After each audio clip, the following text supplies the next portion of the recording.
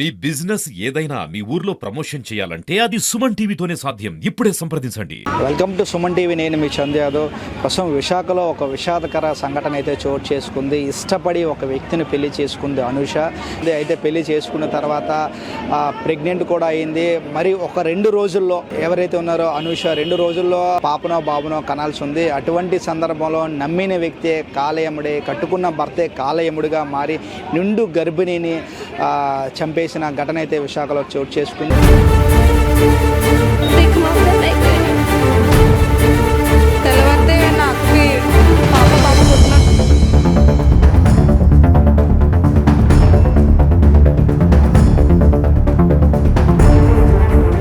So అమ్మాయి తల్లిని అడిగి తెలుసుకుందాం, అసలు ఏ విధంగా జరిగింది ఈ సంఘటన అడిగి తెలుసుకునే ప్రయత్నం చేద్దాం. అమ్మ, అసలు ఎలా జరిగింది తల్లి ఈ సంఘటన? నాకు ఏం తెలుస్తుందండి. నేను అమ్మ హాట్ రోడ్లో ఉన్నాను, వీళ్ళమ్మ ఇక్కడ వైజాగ్లో ఉన్నారు. నాకు ఏం తెలియదండి. ఆ ఫోన్ చేయడమే నాకు తెలుసండి. ఫోన్ చేసిందండి ఇలా జరిగిందని. ఇలా ట్యాబ్లెట్ కలిపేసాడు పరోటాలోని. మీ అమ్మగారు వాళ్ళ ఇంటికి వెళ్ళిపో, మా వాళ్ళకి తెలిసి చంపేస్తారు, నేను కొన్ని రోజులు పైగా తీసుకొస్తానని తెలిసిన తర్వాత ఈ మాటే చెప్పిందండి. అలాగ అన్నాడు అని చెప్పిందండి.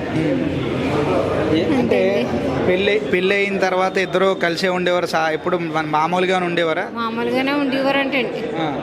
ఇక్కడ వైజాగ్లోనే ఉండేవారంటండి. మరి ఎందువల్ల ఈ కిరాతకానికి పాల్పడ్డాడు? అదే అర్థం కావట్లేదండి. ఎందుకు చంపేయాలనుకున్నాడో మరి తెలియట్లేదండి. ఇవన్నీ వీళ్ళకి తెలియాలండి. మరి నేను కోమలో ఉన్నాను కదా, నాకు తెలియదండి. మీరు ఏమవుతారు తల్లి? నేను తల్లినే అండి. అమ్మాయికి తల్లి.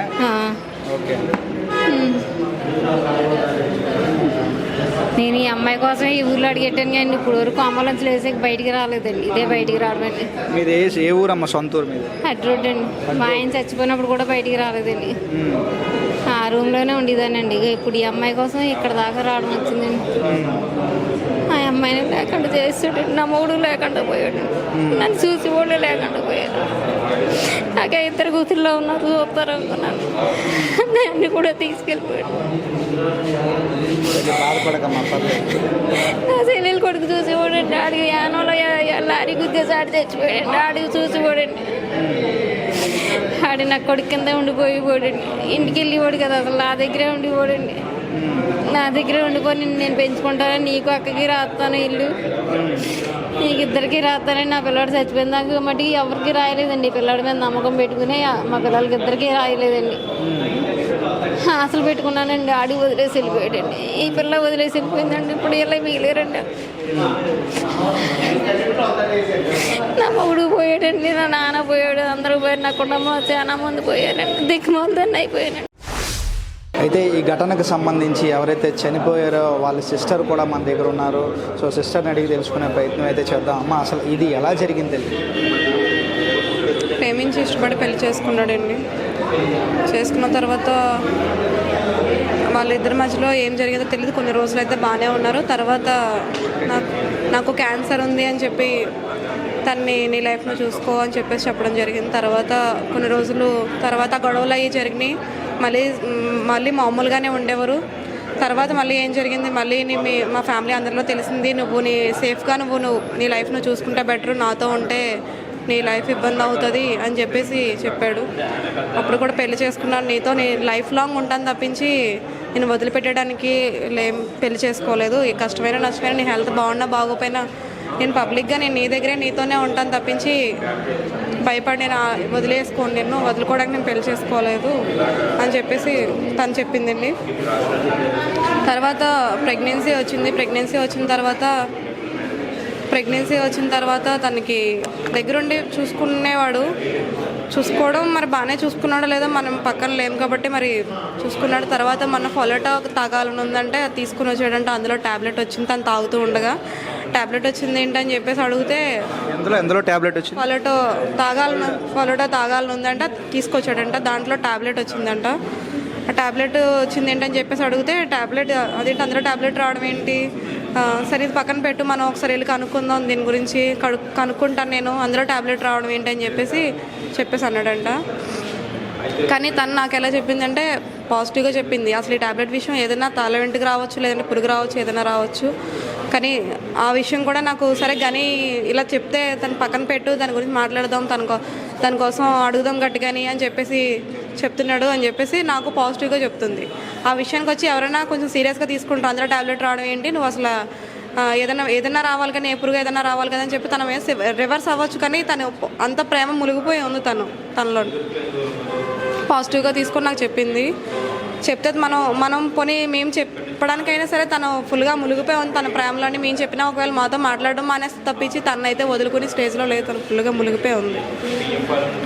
అయితే మొన్న నైట్ అడ్మిట్ అవ్వాల్సింది కానీ అడ్మిట్ అవ్వకుండా ఆఫ్ చేసి మొత్తం ఇదంతా ప్లాన్గా చేశాడు. కానీ వాళ్ళ ఫ్యామిలీ సపోర్ట్ కూడా ఉందని నేను అంటున్నాను. వాళ్ళ ఫ్యామిలీ సపోర్ట్ లేకుండా పెళ్ళి 2 సంవత్సరాలు అవుతుంది, తన కొడుకు ఇంట్లో ఉండట్లేదు, తను వేరే దగ్గర ఉంటున్నాడని ఆ మాత్రం గ్రహించుకోలేని తల్లిదండ్రులు అయితే కాదు కదా. వాళ్ళ తండ్రికి తెలుసుండేంతవరకు ప్రాణం తీసేయడం అంటే గర్భిణీని అంత నెలలు నిండిపోయిన పిల్లని చంపేశాడంటే వాళ్ళ ఫ్యామిలీకి తెలియకుండా వాళ్ళ ఫ్యామిలీ సపోర్ట్ లేకుండా అయితే చేశాడని నేను అనట్లేదు. వాళ్ళు తెలిసే చేశాడు, వాళ్ళే చేయించారో లేదంటే మరి ఏం జరిగిందో తెలియదు. కానీ వాళ్ళ ఫ్యామిలీ సపోర్ట్ ఉంది. స్టేషన్లో కూడా అంత దజ్జాగా కూర్చున్నాడంటే వాళ్ళ ఫ్యామిలీ సపోర్ట్ లేకుండా వాళ్ళకి ఇన్ఫ్లుయెన్స్ లేకుండా అయితే అంత సేఫ్గా కూర్చోలేదు. తను ఇష్టపడి పెళ్లి చేసుకుంది ఆ అమ్మాయి. సో నిజంగా క్యాన్సర్ ఉందని చెప్పాడు ఆ అబ్బాయికి. నిజంగా క్యాన్సర్ లేదు, ఏమీ లేదు. కొన్ని రోజుల టాబ్లెట్ అని లేకపోతే మనీ ఇబ్బంది అని అదని ఇదని మొత్తానికి ఏదో ఒకటి చెప్పి తన్ని వదిలించుకోవడానికి ట్రై చేసేవాడు. కానీ ఒకవేళ డబ్బుల విషయమైనా తన హెల్త్ బాగోపోయినాయి, ఏదైనా సరే తనతోనే ఉంటానని, తనతోనే లైఫ్ లాంగ్ ఉందామని చెప్పి పెళ్లి చేసుకున్నాను కదా. నేను లైఫ్ లాంగ్ ఉంటాను, నీ హెల్త్ బాగోపోయినా నేను చూసుకుంటాను, ఏదో ఒక మన ఇద్దరం పడదాము, కానీ నిన్నైతే నువ్వు దూరం చేసుకోవాలనుకోవట్లేదు, ఏదైనా కష్టమైన నష్టమైన ఇద్దరం కలిసి ఉందామని చెప్పేసి చెప్తున్నాను. సో అమ్మాయి అంతగా ప్రాణంగా ప్రేమించింది. తనకి నిజంగా క్యాన్సర్ అంటే ఉన్నదో లేదో పక్కన పెడితే అది అబ్బాయి చెప్పినా కూడా ఇద్దరు కలిసి ఉందాము, మన ఇద్దరం కలిసే కష్టం నష్టం కలిసి భరిద్దామంటూ కూడా అబ్బాయిని చెప్పింది. సో ఇటువంటి సందర్భంలో అబ్బాయి ఎందుకు ఈ అఘాయిత్యానికి పాల్పడ్డాడు?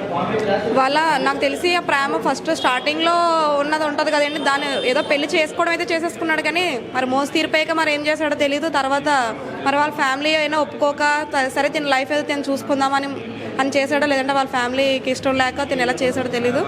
మొత్తానికైతే దీన్ని వదిలించుకుందామని ప్రయత్నమే ఇవన్నీ. చాలా 2-3 ప్రయత్నాలు కూడా మాకు తెలిసినంత వరకు, తను చెప్పినంత వరకు 2-3 ప్రయత్నాల్లో కూడా తను వదిలించుకోవడానికి ప్రయత్నించాడు. కానీ వదిలించుకోవడానికి ప్రయత్నిస్తే అది అవ్వలేదు.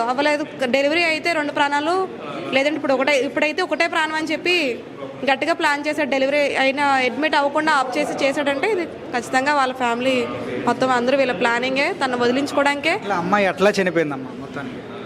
ఎలా చనిపోద్దండి, ఉండేది ఇద్దరు ఉంటారు. అమ్మమ్మ వచ్చింది, అమ్మమ్మ అప్పుడప్పుడు వస్తుంది అనమాట, తినకి ప్రెగ్నెన్సీ కదా అని చెప్పి ఎవరు దగ్గర ఉండట్లేదని అప్పుడప్పుడు వచ్చి వెళ్తూ ఉండేది అమ్మమ్మ. అలాగే నిన్న సండే మార్నింగ్ అనుకుంటా ఆఫ్టర్నూన్ అమ్మమ్మ వచ్చింది.